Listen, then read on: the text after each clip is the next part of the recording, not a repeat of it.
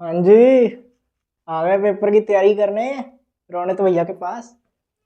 चलो, देखो यार, पढ़ाई तो होती रहेगी और होनी भी चाहिए, पर ये जो ज्योग्राफी का चैप्टर है ना, मैन्युफैक्चरिंग इंडस्ट्रीज, ये सबसे आसान चैप्टर है तुम्हारे पूरे सिलेबस का। देखो, बात ऐसी है कि चैप्टर तो सारे आसान होते हैं, बस करने की देरी होती है। लेकिन ये चैप्टर सही में आसान है, मैं तुम्हें बता भी दूंगा। तुम्हें देख के लग रहा होगा बहुत बड़ा, स्क्रीनशॉट लेना ले लो। हाँ, मेरी फोटो भी लेनी है तो ले सकते हो। हाँ हाँ हाँ, चलो ठीक है, ये उतार दूं। पर यार, मेरी जो फैंस होती हैं वो भी कई बार देख रही होती हैं, इसलिए मैं जरा तैयार होकर ज़्यादा आने की कोशिश करता हूँ, ठीक है, अनलाइक यार शुभम भैया। पर चलो शुरू करते हैं। मैन्युफैक्चरिंग इंडस्ट्री क्या चीज़ है? यार, मैन्युफैक्चरिंग इंडस्ट्री बहुत सिंपल है। मैन्युफैक्चरिंग इंडस्ट्री क्या होती है? मैन्युफैक्चर करना किसी चीज़ को, मैन्युफैक्चर करना किसी चीज़ को बनाना, रॉ मटेरियल से लेके रॉ मटेरियल को उठाना। कैसे? ऐसे उठाना, वो तो दीदी, रॉ मटेरियल उठा लिया, फिनिश्ड गुड बना देना इसको। बस ये चीज़ है, ये चीज़ है। जब तुम्हें खाली पेपर मिलता है, ठीक है, वो तुम्हारे लिए रॉ मटेरियल है। तुम उसमें नकल मार के, इधर उधर से देख दुख के, अपनी समझ लगा के वहां पे जब पूरा काम कर देते हो, वो क्या है? वो समझदारी है। वो तुम रॉ मटेरियल से उसे फिनिश्ड गुड में प्रोवाइड कर रहे हो, ठीक है, एग्जाम्पल। तो यह मैन्युफैक्चरिंग इंडस्ट्री क्या चीज है? देखो यार, बड़ी बातचीत इंडस्ट्री के लोगों से पूरी पिक्चर बची। अभी प्रोमो देखो, क्या बात है। एक हो तो उसे हम मिल कहते हैं, उसे हम फैक्ट्री कहते हैं, प्रोडक्शन हाउस कहते हैं, वट एवर। कई हो तो उसे हम इंडस्ट्री कहते हैं। जैसे एक हो तो उसे हम लॉयल बॉयफ्रेंड कहते हैं, लेकिन अगर अनेक हो तो उसे हम प्ले बॉय कहते हैं। आपके रोनित भैया तो आपको पता है कितने लॉयल है। अभी मैं अपनी 4 गर्लफ्रेंड्स को, ठीक है, सीधा सीधा मैसेज करके आया हूँ कि मैं अभी बिजी हूँ, प्लीज मुझे फोन मत करिए, मैं वीडियो बनाने लगा। लॉयल तो हूँ ना मैं। देखा, तो मैं इंडस्ट्री, ओ सॉरी सॉरी, मैं तो लॉयल हूँ। मैं क्या हूँ? मैं फैक्ट्री हूँ। ठीक है, मैन्युफैक्चरिंग इंडस्ट्री। ये बात सुन के वो हो गई शांत। अब हम ये उतार देते हैं, आ जाओ। तो सिंपल सी बात है भाई लोग, एग्रो बेस्ड इंडस्ट्री और मिनरल बेस्ड इंडस्ट्री, दो में तुम्हारा चैप्टर डिवाइडेड है। हम इसे एक एक करके पढ़ेंगे, पर सारा पढ़ लेंगे, कोई दिक्कत ही नहीं है। इसमें थोड़ी इंफॉर्मेशन ज्यादा है, कुछ चीजें याद करनी पड़ेंगी, कुछ चीजें बस ऐसा होगा कि हाँ ठीक, पर एक बार सुन के चली गई। पर मैं तुम्हें बता दूंगा कहाँ पे क्या करना है। शुरू करते हैं। मैन्युफैक्चरिंग इंडस्ट्री का मतलब पता लग गया। सबसे पहले एग्रो बेस्ड, एग्रीकल्चर बेस्ड, मतलब इंडस्ट्री जो कि एग्रीकल्चर के किसी रॉ मटेरियल पे चल रही है, मतलब उसके बिना वो चल नहीं सकती industry. That is the main component of it, that is the raw material of it, agro based industry. उसमें भी 3 है तुम्हारे सिलेबस में, सुगर, कॉटन और सिल्क, ठीक है। हम तीनों पढ़ेंगे। इंडस्ट्रीज की जरूरत क्यों है, इंडस्ट्रीज का क्या है, ये वो चीजें जनरल होती हैं, ठीक है। एक आधा क्वेश्चन आगे आगे नहीं तो नहीं आता। हम मेन चीज पहले करेंगे, आखिरी में मैं तुम्हें एक दो पढ़ चीजें, मैंने नोट्स जो बनाए उसमें से पढ़ के फटाफट बता दूंगा। वो तो तुम सियाने हो, वो इतना तो तुम आप ही कर लोगे, ठीक है। शुगर इंडस्ट्री, शुगर इंडस्ट्री क्या चीज है यार? शुगर इंडस्ट्री मीठा, शुगर मतलब मीठा, मतलब शुगर कैसे बनती है? गन्ने से, शुगर केन से। शुगर केन उगाया जाता है, पता है ना तुम्हें? शुगर केन उगाया जाता है, बहुत लंबा सा उगता है, ठीक है। बैम्बू और शुगर केन को कंफ्यूज मत कर देना, अलग अलग होता है। तो शुगर इंडस्ट्री जहां पे शुगर बनती है, कैसे बनती है? शुगर केन के थ्रू बनती है। एग्रो वेस्ट हो गया, सिंपल सिंपल। और इंडिया सेकंड लार्जेस्ट प्रोड्यूसर है किस चीज का भैया? गन्ने का। गन्ने का सेकंड लार्जेस्ट प्रोड्यूसर है इंडिया। तुम कहोगे भैया फर्स्ट लार्जेस्ट प्रोड्यूसर, अरे वो तो पॉपुलेशन का है, हम गन्नों से ज्यादा बच्चे पैदा करते हैं, तुम्हें ये बात ही नहीं पता हुई। तो India is the second largest producer of sugar cane. सबसे ज्यादा इंडिया में, सबसे ज्यादा कहाँ? महाराष्ट्र, आंध्रा, महाराष्ट्र, यूपी, तमिलनाडु, ये 3। और उसमें भी ज्यादा महाराष्ट्र और तमिलनाडु में। यूपी में है क्योंकि यूपी में जगह ज्यादा है, लेकिन तमिलनाडु में ऐसा है कि कम जगह में ज्यादा उग जाता है, ठीक है। इन दोनों में क्यों? यूपी में भी उगता है, यूपी सेकंड लार्जेस्ट है इंडिया की, वो चलो इतनी डिटेल तो में जाने की जरूरत है नहीं, ठीक है। तो महाराष्ट्र, तमिलनाडु, यूपी, ठीक है भैया। उसके बाद क्यों? अगला सवाल आ सकता है कि इन जगहों पे ज्यादा क्यों? महाराष्ट्र में ये वो क्यों? सबसे पहले इनका थोड़ा ना जो मौसम होता है वो थोड़ा बढ़िया वाला होता है। मतलब क्या कि देखो, यूपी वगैरह में या फिर नॉर्दर्न साइड पे क्या होता है, धूप ज्यादा होती है, ज्यादा गर्मी ज्यादा होती है, ठीक है, टेम्परेचर वेरी बहुत ज्यादा करता है। तो एक सीजन में उग जाएगा, एक सीजन में नहीं उगेगा, समझ रहे हो? बाहर भी ऐसी, मतलब महाराष्ट्र वगैरह में होता है ऐसी है, लेकिन वो टाइम बहुत ज्यादा होता है उगने वगैरह का। क्यों? क्योंकि वहां पे ना तो ज्यादा ठंड पड़ती है और ना ज्यादा गर्मी पड़ती है। ये तो हमें पता है, ये हमने पहले वाले चैप्टर भी पढ़े हैं, ठीक है। और जनरल अगर तुम में से कोई वहां का है तो तुम कंफर्म कर सकते हो कमेंट में, राइट। सबसे पहले टेम्परेचर, टेम्परेचर वहाँ का 20-30% के अराउंड रहता है। कोस्टल एरिया ऑब्वियसली वहाँ पे रहता है, इतना ही है। ठीक है, तो वो एक चीज़ है, वो एक फ़ायदा होता है शुगर इंडस्ट्री को। दूसरा, क्वालिटी हाई मिलती है, यहाँ पे भी उगता, मैंने ये नहीं कहा कि उगता ही नहीं, बट वहाँ पे क्वालिटी थोड़ी अच्छी मिलेगी, क्योंकि वहाँ पे ठीक है, वहाँ पे बारिश ज़्यादा होगी, एक तो रेनफॉल, यहाँ रेनफॉल भी अब ज़्यादा होएगी और बाकी कंडीशंस भी अच्छी हैं, तो उस हिसाब से क्या होगा, वो थोड़ा ज़्यादा रसीला बनेगा, वो थोड़ा ज़्यादा अच्छा बन पाएगा, ठीक है, तो क्वालिटी बनती है।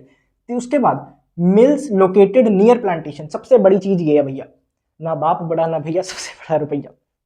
क्यों? क्योंकि मिल्स लोकेटेड नियर प्लांटेशन होने का फ़ायदा हमें ये होता है कि अगर हमें ज़्यादा दूर लेके जाना पड़ेगा ना गन्ने को, हमने ठीक है काट दिया, ठीक है, उसके बाद रख दिया 1-2 दिन, मतलब हमें कुछ घंटे लग गए, क्या कहते हैं, ट्रक में चढ़ाने के, फिर ट्रक पहुंचेगा अगर दूर है तो फिर वहाँ पे उतारेंगे, फिर अनलोडिंग करके फैक्ट्रियों में जाएगा, फिर वो करेंगे, बहुत दिन लग जाएंगे भैया, तब तक तो सूख जाएगा, फ़ायदा क्या?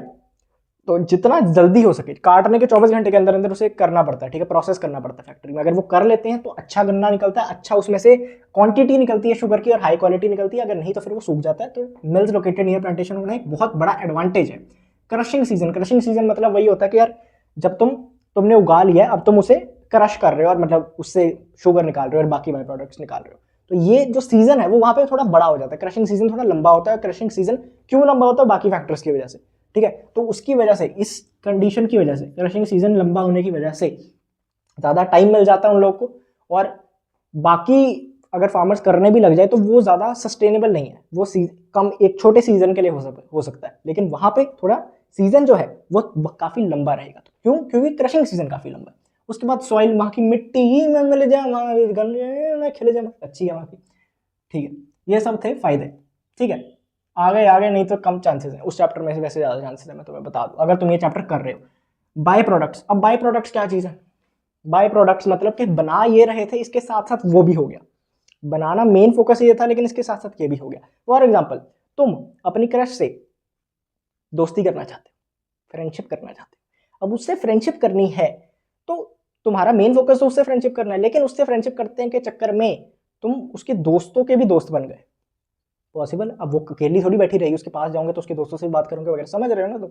वो फील आ रही है ना तुम्हें? बस फील ही आनी चाहिए।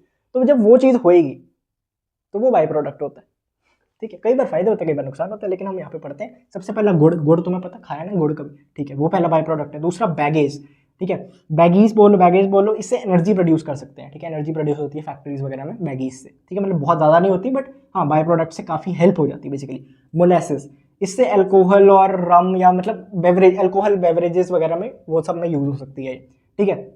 प्रेस मड, इससे जो देसी जैसे हम बोलते हैं ना, वो बेसिकली मोलेसिस उसके थ्रू बनता है, मोलेसिस के थ्रू वो बनता है। प्रेस मड शू पॉलिश में काम आता है, वैक्स में काम आता है, ठीक है, इन सब चीज़ों में ये चीज़ काम आती है। अब कोई समस्या भी होगी इस इंडस्ट्री की, सारी अच्छी अच्छी बातें तो होती नहीं, कुछ समस्या भी होगी, समस्याएं हैं। सबसे पहले मैंने कहा कि बहुत दूर नहीं लेके जा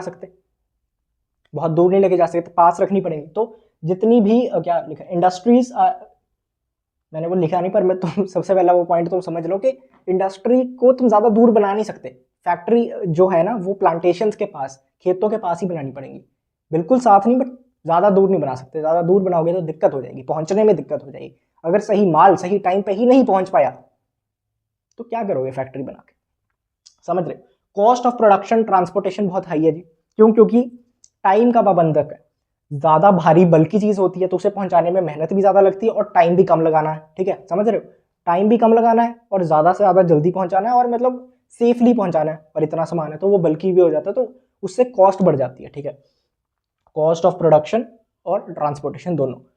इंडस्ट्री सीजनल, जैसे मैंने तुम्हें कहा पूरा साल तो ऐसे नहीं सस्टेनेबल है, कभी होएगा कभी नहीं होगा, और मतलब depending on the region to region वो होता है। लो शुगर कंटेंट, अब तुमने पूरा उगाया लेकिन शुगर गन्ने में क्वांटिटी ही कम है, तो तुम्हारा प्रॉफिट उतना ही कम हो जाएगा, ठीक है, कितना नुकसान हो जाएगा तुम्हारा। ड्राइंग आउट आफ्टर कटिंग, तुमने काट दिया, निकाल दिया खेतों से, तुमने रख ली, वो ड्राई होने लग जाएगा, तभी उसी मूवमेंट से ड्राई होने लग जाएगा, तो जितना जल्दी से जल्दी प्रोसेस कर दिया तो कर दिया, ठीक है। सॉरी, आउटडेटेड मशीनरी बहुत, अब फैक्ट्रियों में तो चलो थोड़ी थोड़ी बदल जाती है, लेकिन फिर भी इतनी ज़्यादा चेंजेस नहीं होते। तुम गांव में जाओगे ना जहाँ पे ये चीज़ें उगती हैं वगैरह, मैं एक बार गया था, मैंने देखा तो रास्ते में जब गुड़ बिक रहा होता है वगैरह तो पीछे उनके होता है वो गन्ने से पूरा कर रहे होते हैं, तो बहुत पुरानी पुरानी, कहीं तो वो बैल को आगे बांध के ऐसे पूरे घुमाने वाली वो भी चल रही होती है, मतलब काफ़ी आउटडेटेड है जिसे हम बोलते हैं ना, वो हो रहा है। तो अब वो छोटे किसान वगैरह तो ठीक है, लेकिन बड़े स्केल पे तो नहीं ना उससे कर सकते चीज़ें, राइट, तो उसके लिए हमें आउटडेटेड मशीनरी बहुत प्रॉब्लम देती है। ये था तुम्हारा सुगर इंडस्ट्री। क्या था? Sugar industry. कल लिख के क्या ना, सुगर इंडस्ट्री, ठीक है। कॉटन टेक्सटाइल, अगर तुम पेपरों के लिए पढ़ रहे हो, कॉटन टेक्सटाइल। अब देखो ये दूसरी इंडस्ट्री है कपड़े की, वो भी कॉटन वाले स्पेसिफिकली अगर मैं बात करूँ, ठीक है। टेक्सटाइल हमें पता ना, कपड़े वगैरह वाला, ठीक है। पावर लूम और हैंडलूम दोनों के बारे में हम बात करेंगे। पावर लूम और हैंडलूम मतलब होता है, पावर लूम होता है मशीन से कपड़े बनाना और हैंडलूम होता है हाथों से, ठीक है। दोनों से तुम्हें पता, हम बना सकते हैं, ठीक है जी। सबसे पहले अब इसमें भी सबसे ज्यादा कहाँ पे बनता है, देखो ये तो तुम्हारे लिए आसान हो गया ना, शुगर इंडस्ट्री महाराष्ट्र, यहाँ पे महाराष्ट्र, महाराष्ट्र भी स्पेसिफिकली मुंबई, ठीक है, और अहमदाबाद। अब ये दोनों जगहों को ना एक एक नाम दिया हुआ है, जनता ने ऐसे नाम दिया। कॉटन टेक्सटाइल के केस में मुंबई को कॉटन पोलिस ऑफ इंडिया बोला जाता है और अहमदाबाद को Manchester of India. Manchester United के फैंस जरा कमेंट सेक्शन में हाजिरी दे दें। पर अहमदाबाद में मैनचेस्टर ऑफ अहमदाबाद को मैनचेस्टर ऑफ इंडिया बोला जाता है कॉटन की वजह से, और मुंबई को कॉटन पॉलिस ऑफ इंडिया। अब ये नाम क्यों पड़े, ये सब कहानियां दूर है, तुम्हारे सिलेबस में नहीं है, बस तुम इतना समझ लो ये दोनों के नाम इसलिए पड़े क्योंकि इन दोनों शहरों में, जैसे कॉटन पॉलिस लैंसाशायर एक जगह का नाम है, लैंसाशायर, ठीक है। तो वो जो जगह का नाम है, वो जो बाहर जगह है, ठीक है, तो वो जो है वहां पे बहुत कॉटन उगता है।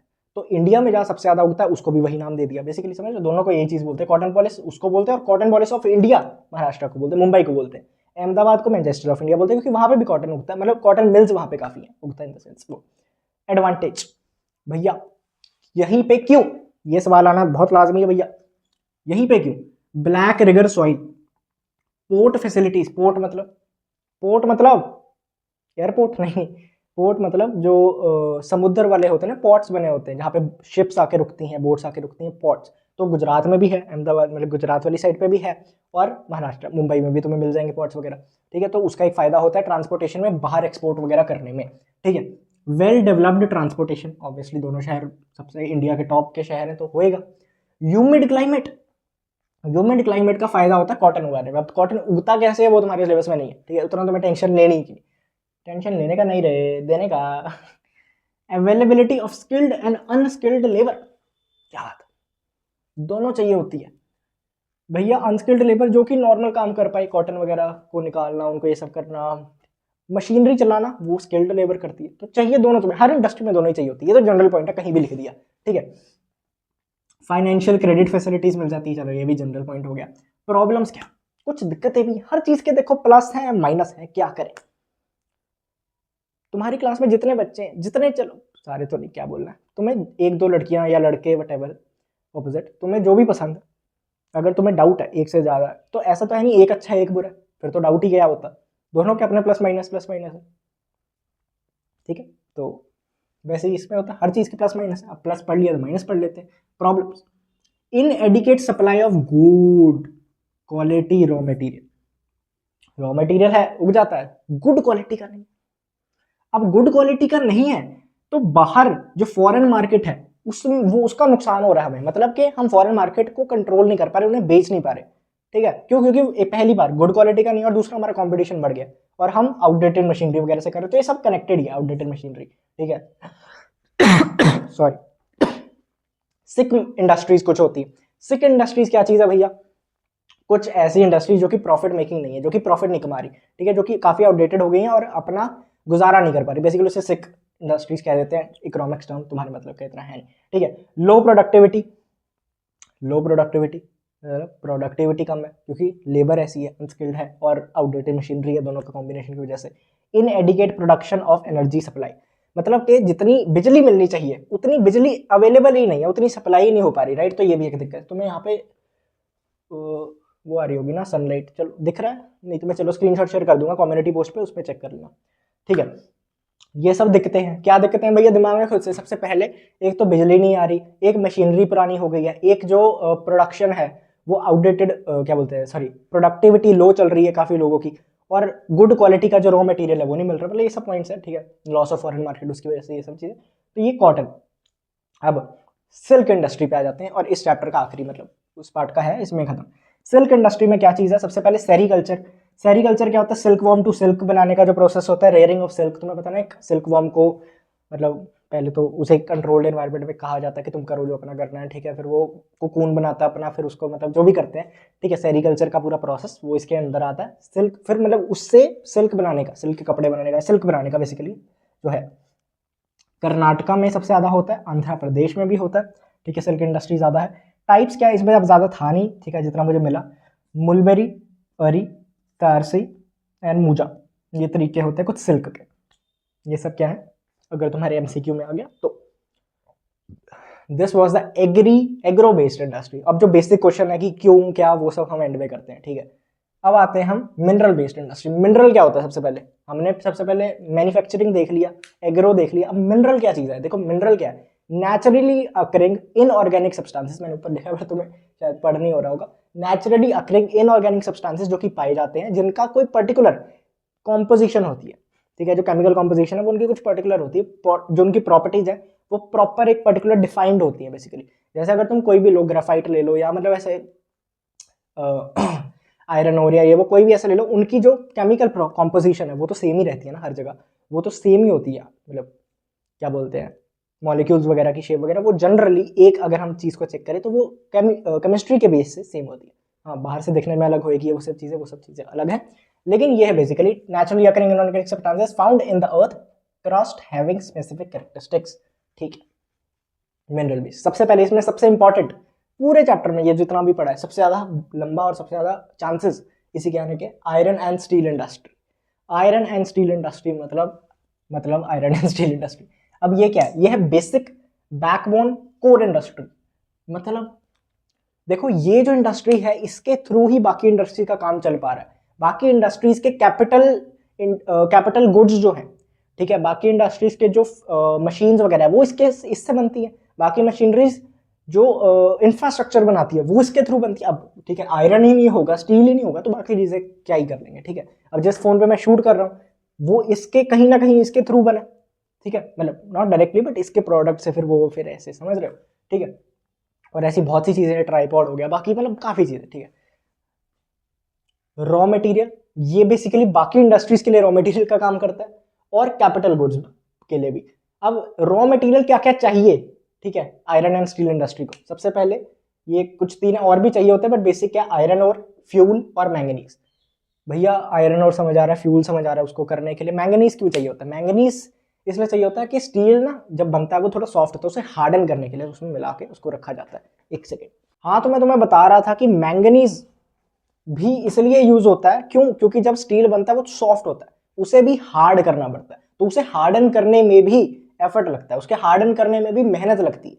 That's what she said. Anyways, वो मैंगनीज का काम है, ठीक है। अब ये है आयरन एंड स्टील इंडस्ट्री, हमने बेसिक समझ लिया कि इसमें क्या रॉ मटेरियल चाहिए।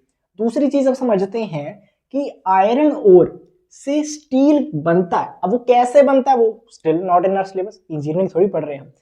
आयरन ओर से स्टील कैसे बनता है ये नहीं जानना, अच्छा जानना है, वैसे है नहीं, चलो तीन प्रोसेस तुम्हें बता देता हूँ। सबसे पहला है ओर रिडक्शन, जो आयरन ओर हम निकाल के आते हैं धरती से, ठीक है, उसमें से ओर निकालते हैं, आयरन रख लेते हैं, ठीक है, बहुत लेम लैंग्वेज में समझा रहा हूं। दूसरी चीज steel making furnaces, steel making furnaces क्या बात है, उसमें डालते हैं, ठीक है, मशीन होगी कोई, हमें क्या पता भैया, हम इंजीनियर थोड़ी है। स्टील मेकिंग फर्नेसेस, उसमें उसके बाद वो जब आता है उसे रोलिंग मिल्स में डालते हैं, उसे शेप देने के लिए, उसे हार्डन करने के लिए, वगैरह वगैरह चीजें करने के लिए उसे रोलिंग मिल्स में डालते हैं। ये जो प्रोसेस है, ये तीन अलग अलग इंडस्ट्रीज हैं, तुम अगर समझ पा रहे हो, हर एक का अलग अलग काम है। वो एक खत्म करती है, वो दूसरे को दे देती है, क्योंकि मतलब दूसरी खरीदती है, ऐसा नहीं कि इंटर डिपार्टमेंटल कोई चीज हो रही है, अलग अलग होती है। लेकिन इन केस कोई बड़ी इंडस्ट्री, देखो छोटे छोटे लोग, यानी कि जो 10-10, 20-20, 30-30, 40-40, 50-50 करोड़ लगा सकते हैं, वो इतनी बड़ी इंडस्ट्री तीनों वाली नहीं खड़ी कर सकते, वो किसी एक पे फोकस करेंगे। लेकिन अगर कोई है जो 500 करोड़, 1000 करोड़ लगाया है, हाँ जी देखी जाएगी, ठीक है, मे भी तुम में से कोई हो, ठीक है, तो वो इन तीनों को जब साथ में बना देते हैं, वो एक इंडस्ट्री, वो एक प्लांट जिसमें ये तीनों चीजें हों, उसे बोलते हैं इंटीग्रेटेड स्टील प्लांट। क्या बात है, इंटीग्रेटेड स्टील प्लांट, ठीक है, ये चीज भी होती है। अब इसका ऑपोजिट तो नहीं मैं बोलूंगा, बट थोड़े पैसे कम वाला और थोड़ा ऐसा, वो होता है mini steel plant. Integrated steel plant मतलब हर चीज हो रही है इसमें, तीनों चीज हो रही है शुरू से एंड तक, ठीक है, ये वाला पूरा प्रोसेस हो रहा है। और मिनी स्टील प्लांट में ये प्रोसेस में से कुछ भी नहीं हो रहा, मतलब एज इट इज तो बिल्कुल भी नहीं। क्यों? क्योंकि इसमें क्या है, ये लो कैपेसिटी वाली इंडस्ट्रीज है, लो कैपेसिटी वाले प्लांट्स है, इलेक्ट्रिक आर्क फर्नेंसेस का यूज होता है, ठीक है। स्टील मेकिंग फर्नेंसेस वो बड़ी होती हैं, वो ज़्यादा क्या कहते हैं, महंगी भी होती हैं और ज़्यादा मतलब बिजली वगैरह वाली चीज़ें भी यूज़ करती हैं, और मतलब बहुत ज़्यादा फ्यूल चाहिए होता है, ठीक है, high voltage high power. Electric arc furnaces comparatively थोड़ी दूसरी टेक्नोलॉजी होती है, उसमें इतना ज़्यादा वो नहीं लगता, तो वो यूज़ करते हैं ये। और ये जो यूज़ करते हैं ये स्क्रैप आयरन करते हैं इंस्टेड ऑफ एक्सट्रैक्टेड आयरन। मतलब क्या, जो जमीन से निकला वो नहीं यूज़ करते, डायरेक्टली नहीं करते, मतलब करते तो वही है, धरती पे है तो वही, लेकिन वो जो आयरन ओर है वो पहले किसी इंडस्ट्री ने बनाया, वो आम जनता के पास गया, वो गाड़ी में लगाया, जिसमें भी बना, वो गाड़ी स्क्रैप में बिक गई, और वो स्क्रैप या फिर ऐसी कोई घर में क्या बोलते हैं, लोहा ले लो वगैरह वगैरह जो भी बोलते, तो वो क्या आते हैं ना, तो वो क्या चीज़ है, वो जो है वो इंडस्ट्रीज को बेचते हैं आगे। तो वो जब इंडस्ट्रीज को बिकेगा, वो क्या, वो होती है मिनी स्टील प्लांट्स। वो जो स्क्रैप आयरन है, जो भंगार वाला आयरन है, पुराना वाला आयरन है, उसको ही दोबारा से प्रोसेस कर रहे हैं, नया आयरन बनाते हैं, रिसाइकल टाइप करते हैं, मतलब किसी और चीज़ में यूज़ करते हैं बेसिकली ये चीज़, ठीक है। ये है तुम्हारा मिनी स्टील प्लांट। ये इतना इंपॉर्टेंट है नहीं, कई बुक्स में इसके एडवांटेजेस डिसएडवांटेजेस काफ़ी कुछ लिखा, कईयों में नहीं लिखा, तो मैंने अभी नहीं पढ़ा रहा। बहुत आसान ही है, कम लो बजट ये वो तुम लिख सकते हो कुछ भी, ठीक है। नुकसान में क्या है कि ज़्यादा प्रोडक्शन वो नहीं होगी, मतलब असली नया नहीं बन पाएगा, वही चीज़ रिसाइकल हो रही है, तो कुछ भी लिख सकते हो, ठीक है, ठीक। अब जो स्टील इंडस्ट्री है, इसके 3 प्लांट्स के तुम्हारे सिलेबस में वर्णन है जो हम पढ़ेंगे। सबसे इंपॉर्टेंट है टिस्को, उसके बाद है भिलाई, और उसके बाद रोडकला, उसका मैंने ज़्यादा लिखा भी नहीं, ठीक है। ये वैसे उसके बाद अगर कोई है वो उससे भी कम इंपॉर्टेंट होगा, ठीक है। तो तुम पहले हम समझते हैं टिस्को। टिस्को क्या है, Tata steel, Tata iron and steel corporation या आयरन एंड स्टील कंपनी, ठीक है, ऐसे कुछ भी। अब इसे टाटा स्टील लिमिटेड ही बोलते हैं, ठीक है। जब ये बना था तब की बात है, ये 1907 में बना था, correct me if I am wrong, 1907 के 1908 आई थिंक 1907 में ही था, बाकी मैं कमेंट में पिन कर दूंगा जो सही बोले, ठीक है। किसने बनाया था, सर जमशेदजी टाटा जी ने बनाया था, ठीक है। स्टार्ट किया था प्लांट ब्रिटिशर्स के टाइम पे, ठीक है, इंडिया आज़ाद भी नहीं था तब, पहला इंडिया का प्लांट था ये, ठीक है, आयरन एंड स्टील वाला। उससे पहले कोई ऐसी बड़ी इंडस्ट्री थी नहीं। ऐसी कोई बड़ी इंडस्ट्री क्यों नहीं थी, क्योंकि रॉ मटेरियल यानी कि कैपिटल गुड्स ही नहीं थे। कैपिटल गुड्स बनाने के लिए टिस्को बना, कैपिटल गुड्स बनाने के लिए कोई आयरन की स्टील की इंडस्ट्री चाहिए थी, और वो सबसे पहले इंडिया की ये थी, जमशेदपुर में, ठीक है। कौन से, अब पानी चाहिए, तो पानी क्यों चाहिए होता है भैया आयरन बनाने में, क्योंकि ये बहुत गर्म मशीनें होती हैं, इनमें बहुत बहुत आसान भाषा में अगर मैं तुम्हें बोलूँ, बहुत लेम भाषा में, तो कूल करना पड़ता है इन्हें बेसिकली। अगर तुम्हारा लैपटॉप, तुम्हारा कंप्यूटर है, कंप्यूटर में बच्चे लगाते होते हैं ना कई ऐसे कूलिंग वाले, कई तो चलो नॉर्मल होता ही है, लेकिन एक एक्स्ट्रा वाले भी लगवाते हैं कि जो बाहर से अट्रैक्टिव दिखे, यहाँ कलर वाले, ठीक है, RGB वाले कूलेंट हो, तो वो क्या होता है, वो ठंडा कर सकता है कंप्यूटर को, कि कंप्यूटर गर्म हो बहुत ज़्यादा गेमिंग करके या कुछ भी करके, तो कूल करता रहे, ठीक है। तो लिक्विड से कूल होता है, जिसमें अगर पानी से कूल करना तो उसके लिए रिवर्स चाहिए होंगी, ऐसे छोटा मोटा नहीं कि एक मतलब बाल्टी ले या कुछ कर लिया उससे हो जाएगा, तो रिवर्स से पानी आना चाहिए। खारखरी, खारखाई और सुबर्णरेखा, सुबर्णरेखा, ठीक है, दीज आर द रिवर्स जो कि इस टिस्को प्लांट को हमारा पानी प्रोवाइड करती हैं। आयरन और कहाँ से मिलता है, ये बस तुम 2-3 बार पढ़ोगे तुम्हारे दिमाग में आ जाएगा, MCQ एटलीस्ट तुम्हारे दिमाग में बैठ जाएगा, ठीक है। आयरन और कहाँ, गुरु माहिसामी से और सिंह बम से, अलग अलग बुक्स में अलग अलग है, मैंने दोनों लिख दिया, ठीक है। लाइमस्टोन सुंदरगढ़ से और गंगपुर से, ठीक है। और मैंगनीज जोधा, ठीक है, जोधा काफी बार आएगा आगे तुम पढ़ोगे, ठीक है। ये था टिस्को के लिए, टिस्को, ठीक है। भिलाई स्टील प्लांट, भैया भिलाई ये जमशेदपुर में है, भिलाई स्टील प्लांट कहाँ है, भिलाई स्टील प्लांट है छत्तीसगढ़ में, वो भी दुर्ग डिस्ट्रिक्ट में, ठीक है। ये बनाया था इंडिया ने with the help of USSR, जो कि अब रशिया है, ठीक है। तो सोवियत यूनियन के साथ मिलके बनाया था, क्योंकि इंडिया बस ना तो इतना कैपिटल था उस टाइम पे, ना इतनी टेक्नोलॉजी थी कि हम खुद बना पाए, इतनी एक्सपर्टीज ही नहीं थी बेसिकली, उनके साथ बनाया था, ठीक है। 1957 में, नॉट दैट इंपॉर्टेंट। आयरन और दली, क्या मैं मेरी राइटिंग नहीं समझ, दली रांझारा दुर्ग डिस्ट्रिक्ट, ठीक है। हाँ, दुर्ग डिस्ट्रिक्ट में जो दाली रांझारा है वहां से आयरन और आता है, कोल आता है झारिया से या फिर बोकारो से, मैंगनीज बालाघाट से, लाइमस्टोन नंदनी माइन से, और इलेक्ट्रिसिटी बिजली कोरबा से। रिवर्स कौन सी है सबसे, तेंदुला, तेंदुला रिवर जो महानदी रिवर है उसकी एक ट्रिब्यूटरी है, वहां से पानी आता है। तो अगर क्वेश्चन आया वैसे तो ये दोनों ऑप्शन आएंगे नहीं, तुम तेंदुला ही आएगा, तो उसमें तुम टिक कर देना तेंदुला, ठीक है। ये भिलाई से। रुड़केरा उससे भी छोटा है, रुड़केरा एक जगह का ही नाम है, तो ये कहाँ पे, ये पूछने की जरूरत नहीं है, ठीक है। Sundargarh Orissa sorry, Germany Germany के साथ नहीं, वो यूएसएसआर के साथ बनाया था। अब देखो यूएसएसआर के साथ बनाने का क्या मतलब हुआ, यूएसएसआर इज अ कंट्री जिसमें मतलब कैपिटलिज्म नहीं है, मतलब कि प्राइवेट इक्विटी वाले या फिर प्राइवेट कंपनीज कम है ही नहीं, मतलब वो उनका गवर्नमेंट की फॉर्म ही अलग है, ठीक है, रशिया में आज की डेट। और जो जर्मनी है वहाँ पे अलग है, अलग सिस्टम है, उस टाइम पे पता नहीं क्या होगा, बट अगर मैं अभी की बात करूँ, इतनी जो हिस्ट्री तुमने पढ़ी है ना, ठीक है, तो वहाँ पे कंपनीज आई थी, ये याद करने का तरीका है बेसिकली। तो यहाँ पे जर्मन कंपनीज के साथ मिलकर बनाया गया था क्रप एंड दिमाग, क्रप एंड दिमाग। और कोल है कोरबा से, इलेक्ट्रिसिटी है हिराकुंड डैम से, ये सब चीजें हैं, ये यहाँ से, ये वहाँ से, ये वहाँ से, ये चीजें स्क्रीनशॉट तुम ऑलरेडी ले चुके होगे, रिवाइज करने में आसानी होगी। अब भैया इस इंडस्ट्री के कुछ दिक्कतें भी होंगी है, जैसे कि सबसे पहले दिक्कत है lack of good quality raw material, वही प्रॉपर इंफ्रास्ट्रक्चर नहीं है, cost of control of prices, most important. देखो बाकी सब जनरल पॉइंट्स है, ये इंपॉर्टेंट है क्यों, क्योंकि आयरन एंड स्टील इंडस्ट्री एक ऐसा है जिसके प्राइसेस सरकार कंट्रोल करती है। तुम खुद इंडस्ट्री खोल सकते हो, जी हाँ। क्या तुम खुद बना सकते हो, जी हाँ, मतलब लाइसेंस वगैरह लेना पड़ता है वो, चलो ठीक है। क्या तुम खुद बेच सकते हो, जी हाँ, पर क्या तुम किसी भी दाम पे बेच सकते हो, नहीं। अरे भैया मैंने बनाया, मेरी मर्जी, मैं एमआरपी कोई भी डिसाइड करूं, नहीं, एमआरपी सरकार डिसाइड करेगी, क्यों, क्योंकि ये बेसिक एक चीज है, बेसिक बैकबोन है ऑफ द इकोनॉमी। अगर ये बहुत महंगा बेचने लग गए तो इकोनॉमी कोलैप्स कर जाएगी बेसिकली, तो वही चीज है, बाकी इंडस्ट्रीज कोलैप्स कर जाएंगी। तो कंट्रोल ऑफ प्राइसेस जो बनाते हैं, जो इंडस्ट्रीज है, उनके पास खुद के पास नहीं है, ठीक है। हाई कॉस्ट ऑफ इलेक्ट्रिसिटी है, लो लेबर प्रोडक्टिविटी है, लैक ऑफ कैपिटल और टेक्नोलॉजी है। अब ये इतने बड़े प्लांट्स होते हैं, मैंने तुम्हें जैसे कहा 5-10 करोड़ से नहीं बनते, बहुत छोटे वाले बन जाएंगे, बट अगर हम बड़े स्केल पे बात करें जो नेशन वाइड काम आएंगे वो नहीं बनते, इनके लिए ज़्यादा कैपिटल लगेगा। अब ज़्यादा कैपिटल, अब एक घर भी बनता है ना यार, उसको भी नाना करते हुए एटलीस्ट 1 साल लग जाता है बनने में, ज़्यादा भी लग जाता है, मतलब लग जाता है ना, हम कहते हैं 6 महीने में बन जाएगा एक फ्लोर, तो ऐसे तैयार हो जाएगा, हम नाना करते हुए 1 साल पूरा बन जाता है। इतनी बड़ी इंडस्ट्री लगानी है, सारे प्रोसीजर्स को फॉलो करना है, इतने लाइसेंसेस लेने, सरकारी काम वैसे ही कई बार स्लो हो जाता है, तो 5-7-8 साल तो ऐसे ही लग जाते हैं। पैसे, इतना पैसा भी लग रहा है, इतना, फिर भी 5-7 साल लग जाते हैं, तब तक नई टेक्नोलॉजी आ जाती है। तो बाहर के से तो कंपेयर क्या ही करना, इंडिया में ही मतलब इतनी जरूरत है आयरन एंड स्टील की, तो वो भी काफी ऑब्सोलीट हो जाती है, समझ रहे हो, जो टेक्नोलॉजी यूज करते हैं। तो ये कुछ प्रॉब्लम्स है, ये हम पढ़ चुके हैं। अब कुछ छोटी मगर मोटी इंडस्ट्रीज, छोटी मगर मोटी इंडस्ट्रीज, ठीक है, पेट्रोकेमिकल, इलेक्ट्रॉनिक्स और सॉफ्टवेयर। तुम बताओ इनमें से कौन सी, बता दिया, इलेक्ट्रॉनिक्स, ठीक है, सबसे छोटी है, ठीक है। इंडियन टेलीफोन इंडस्ट्रीज, आईटीआई इसका पार्ट है, ये क्या बनाती है, इंस्ट्रूमेंट्स, इक्विपमेंट। और क्या है, भारत इलेक्ट्रॉनिक्स लिमिटेड, ये क्या बनाती है बेसिकली, जो मेट्रोलॉजिकल डिपार्टमेंट्स होते हैं, सैटेलाइट्स वगैरह, सैटेलाइट्स मतलब मेट्रोलॉजिकल डिपार्टमेंट्स के क्लाइमेट वगैरह को प्रेडिक्ट करना, ये वो सब चीज़ें करना, वो सब चीज़ ये सब बनाते हैं।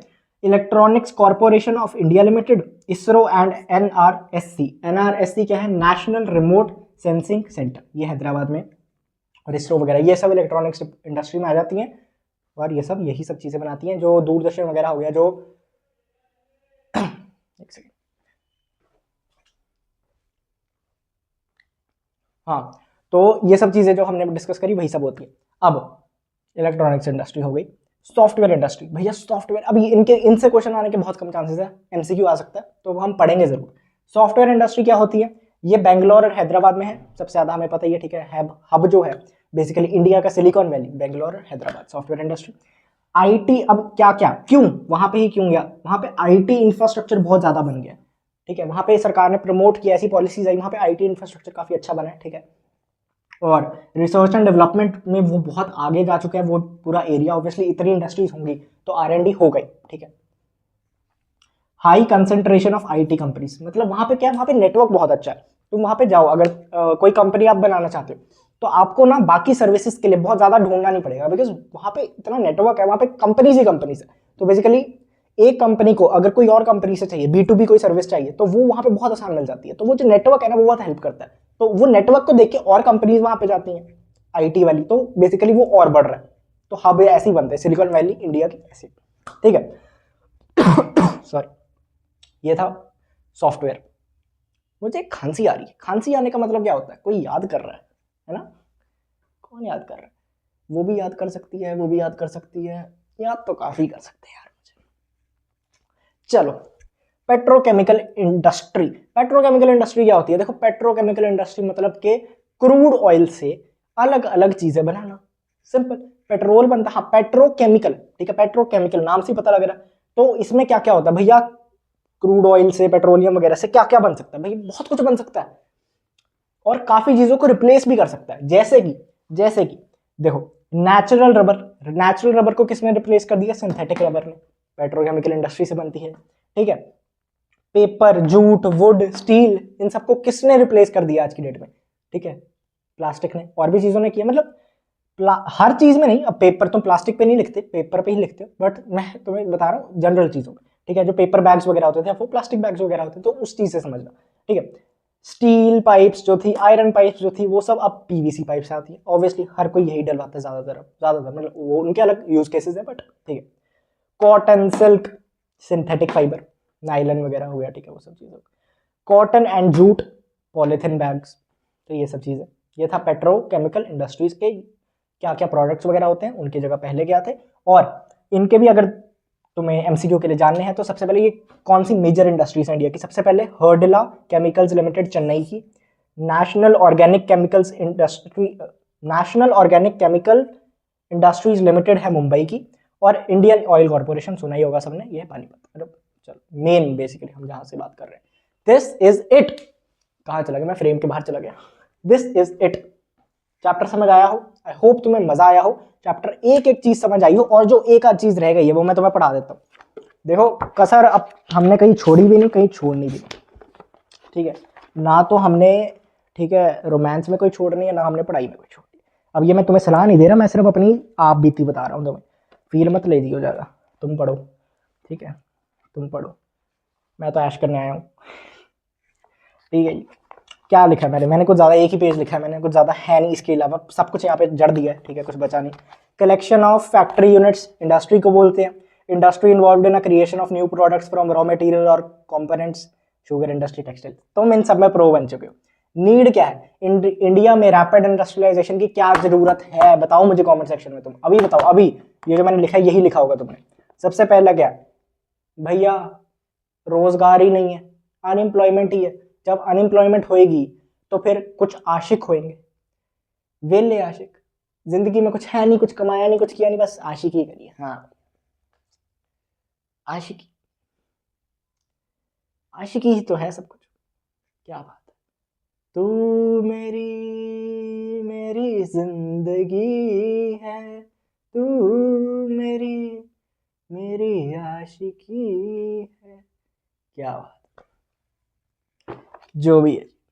तो solving problems of rising unemployment, और इससे थोड़ी आशिकी भी कम होगी, ठीक है। Support and strength to our agriculture base, agricultural base पे। अब देखो इंडिया में ना एग्रीकल्चर में इतने लोगों की जरूरत नहीं है, लेकिन सब लोग उधर लगे हुए हैं। ज्यादा इंडस्ट्रीज होंगी तो लोग उसकी तरफ जाएंगे, ऐसा नहीं कि हमें उसकी जरूरत नहीं है, जो आउटपुट है उसकी जरूरत नहीं है एग्रीकल्चर की।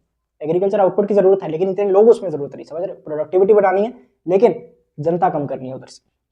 तीसरी, support and strength to our agriculture, अच्छा, produce goods and equipment for defence of the country. जितनी इंडस्ट्रीज बनेंगी, हम बाहर से गुड्स वगैरह इंपोर्ट करने की जगह जो डिफेंस की गुड्स है स्पेशली, उन्हें हम खुद बना पाएंगे, ठीक है। और भी गुड्स में, जो सबसे पहले ये एक स्पेसिफिक पॉइंट हो गया।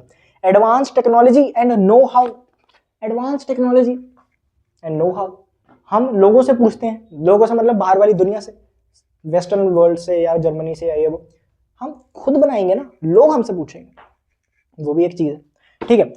क्या क्या फैक्टर्स है अफेक्टिंग लोकेलिटी ऑफ इंडस्ट्री। देखो लोकेलिटी, लोकेशन क्या क्या अफेक्ट करती है, कुछ ज्योग्राफिकल फैक्टर्स होते हैं, कुछ कमर्शियल फैक्टर्स होते हैं। सबसे पहले जहां पे रॉ मटेरियल आसानी से मिल जाए वहां पे बंदा कहता है इंडस्ट्री लगाऊंगा। दूसरा, पानी की सप्लाई मिल जाए, हमने देखा क्यों, उसकी वजह से। एनर्जी की सप्लाई मिले, बिजली आनी चाहिए। चौथा, ट्रांसपोर्टेशन फैसिलिटी अच्छी होनी चाहिए, सड़कें वगैरह हो, कनेक्टिविटी हो पूरी। उसके बाद लेबर मिल जाए, स्किल्ड और अनस्किल्ड अच्छे से, सब हम पढ़ चुके हैं, कुछ दिक्कत वाली बात नहीं।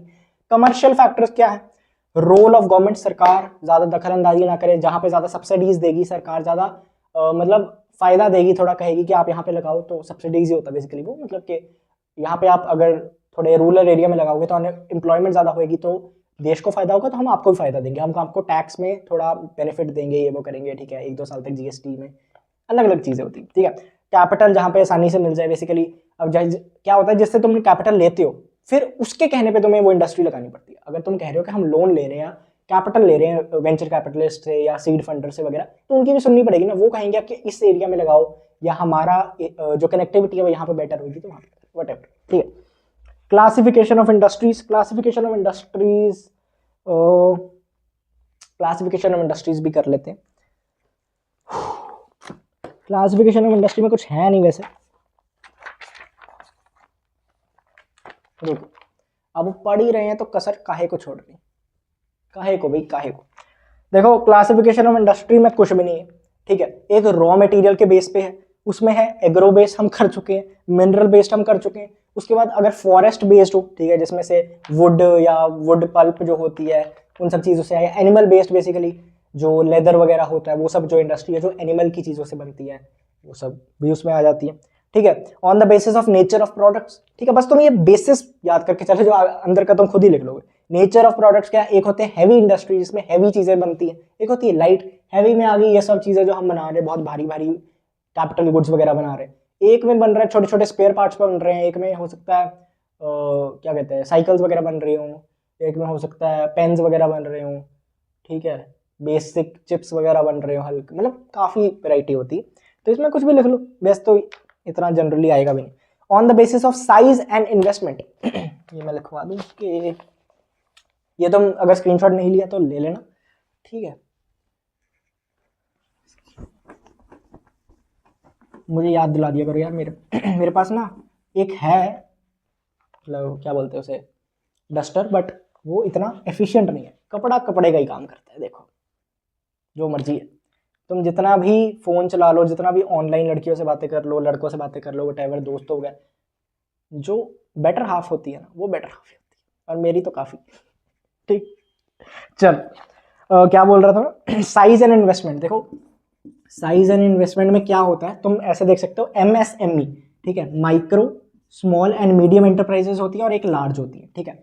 बेसिकली माइक्रो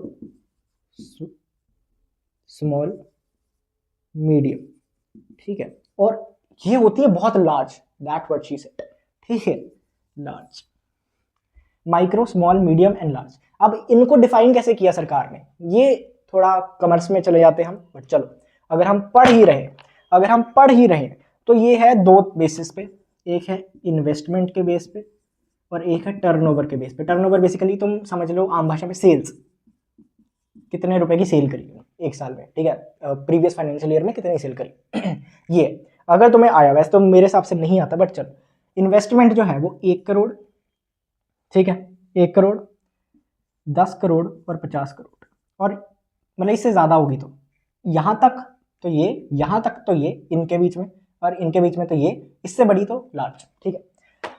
ये है 1 करोड़ 10 करोड़ 50 करोड़ और उससे ज़्यादा, ठीक है। अब ये कई बार ना अपडेट भी होते रहते हैं, तुम्हें ऐसा लगे कि आगे जाके कि भैया ये तो बदल गया, आपने गलत बताया, नहीं, ये सरकार अपडेट कर सकती है, बिकॉज इसके बेस पे बहुत सब्सिडीज मिलती हैं, इसके बेस पे बहुत मतलब क्या कहते हैं, सरकार बहुत रूल्स वगैरह बनाती है, कंपनी लॉ जो है वो इसको फॉलो करते हुए अलग अलग कानून लगते हैं, अप्लाई होते हैं या नहीं होते, तो वो एक चीज़ होती है, ठीक है। इधर टर्नओवर में 5 करोड़ हो गई, 50 करोड़ हो गई और 250 करोड़ हो गई, इंटू 5 इंटू 5 इंटू 5, ठीक है। ये मतलब ऐसा कुछ वो फॉर्मूला नहीं, मैंने याद ही ऐसे किया, ठीक है। तो ये हो गया इससे बड़ा, ठीक है, ये बेसिक है, ये हमने पढ़ लिया। मैनेजमेंट भैया, मैनेजमेंट मतलब क्या कि एक पब्लिक सेक्टर, यानी कि जो गवर्नमेंट कंट्रोल्ड है, जो गवर्नमेंट कंट्रोल्ड है। प्राइवेट सेक्टर जो कि गवर्नमेंट कंट्रोल नहीं है, ठीक है, जियो रिलायंस ये वो चीज़ें, वो सेक्टर जो है वो पब्लिक कंट्रोल नहीं है, एयरटेल ये वो। जो गवर्नमेंट कंट्रोल्ड है, रेलवेज हो गई, और पोस्ट जो टेलीग्राम वगैरह जो पोस्ट है बेसिकली वो हो गया, और बाकी जो काफ़ी चीज़ें हैं UTIs हो गए, ठीक है, unit trust of India, anyways ये सब चीज़ें गवर्नमेंट, ठीक है। भेल हो गई, सेल हो गई, ठीक है, steel authority of India, Bharat heavy electrics limited, ठीक है। बेसिस ऑफ फिनिश्ड प्रोडक्ट्स भी है तुम्हारे सिलेबस में। बेसिस ऑफ फिनिश्ड प्रोडक्ट्स में क्या क्या है, सबसे पहले तो बेसिस है जी आयरन, मतलब बहुत बेसिक चीज़ें बना रहे हो, आयरन बना रहे हो, स्टील बना रहे हो, फिर सेकेंडरी, इसके थ्रू ही सारी बनेंगे, मैंने कहा था ना, प्राइमरी हो गया। फिर सेकेंडरी क्या हो गई भैया, टेक्सटाइल वगैरह में तुम जा रहे हो, कॉटन वगैरह से तुमने टेक्सटाइल बना लिया। उसके बाद टर्शरी होगी, सर्विस दे रहे हो, ठीक है, वो अब वो रेलवे वगैरह वाली सर्विस भी हो सकती है, वो एंसिलरी भी हो सकती है, तुम कोई IT कंपनी में हो वो जो कि सर्विस प्रोवाइड करती है, जो कि B2B सर्विस प्रोवाइडर्स है, बेसिकली बैंकिंग वगैरह हो गई है, वो चीज़ होगी, मतलब ऐसे अलग अलग इंडस्ट्रीज हैं। यही है बेसिकली आज का चैप्टर। आशा करता हूँ तुम्हें समझ आया हो, ठीक है। और ये भी आशा करता हूँ कि तुम्हारी जो भी आशा है, ठीक है, अगर तुम्हारी क्लास में कोई है, वो नहीं, मैं वर्ड की बात कर, ठीक है, तुम्हारी कोई विश है वो पूरी हो, तुम्हारे मार्क्स अच्छे से अच्छे आए और ज़िंदगी अच्छे से अच्छी चले। बाकी आज की वीडियो में यही, पढ़ो, तंदुरुस्त रहो, मज़े करो ज़िंदगी के, क्योंकि देखो जिसको तुम दिल में अपने बसाते हो, जिसको तुम दिल में अपने बसाते हो, मन ही मन उसे ही देख के मुस्कुराते हो।